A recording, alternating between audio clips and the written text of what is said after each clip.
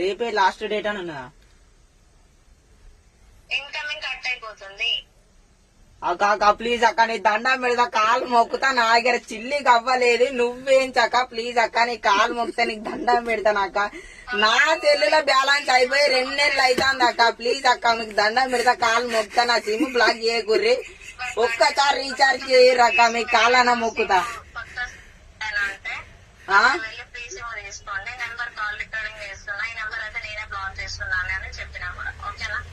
Black చేయకుర్రి అక్క, నీ కాలు మొక్కుతా, నీ దండం పెడతా, నీ భాషణ అయితే అక్క. నాకైతే రీఛార్జ్ చేయక్క ప్లీజ్ అక్క. అక్క ఇట్లా చేయకుర్రి అక్క, మీకు న్యాయం ఉంటదా అక్క? హలో హలో అక్క, బ్లాక్ చేయకక్క, నీకు దండం పెడతా అక్క. అక్కో అక్క అక్క నవ్వుడు కాదక్క, రీఛార్జ్ చేయక్క, నీకు దండం అన్న పెడతా, నీకు పుణ్యం ఉంటది అక్క.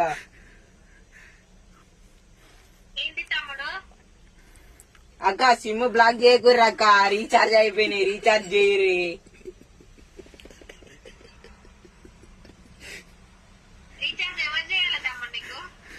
అక్క మీరు చేయరక్క ప్లీజ్ అక్క, సంత తమ్ముంది అనుకోర్రక్క. ఎందుకక్క ఇట్లా ఫోన్లు చేస్తారు, సిమ్ బ్లాక్ చేస్తానమని చెప్తారు కానీ రీఛార్జ్ మరి తమ్ముడు ఇట్లా కష్టాలలో ఉన్నాడని తమ్ముడికి రీఛార్జ్ చేయరక్క, ఇదేమన్నా న్యాయమేనా? రాఖీ కడితే మళ్ళా నువ్వు నా దగ్గరనే దొబ్బుకపోతావు కదా అక్క, అందులేముంటది చెప్పిగా.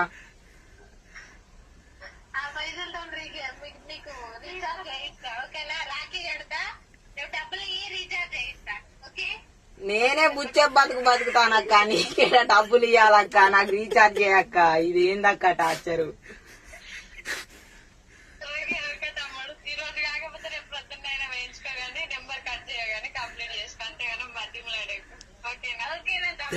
ఓకే అక్క, థ్యాంక్ యూ అక్క.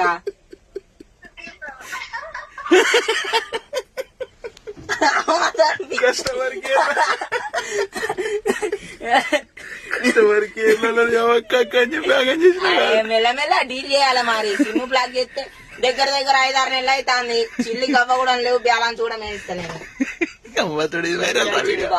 పెద్దలు వైరల్ కాదు బా, మంచిగా నా తందర నేను ఉన్నప్పుడు ఫోన్ లో బ్యాలెన్స్ అయిపోయినాయి. ఫోన్ లో బ్యాలెన్స్ అయిపోకూడదు, దాని తప్పు.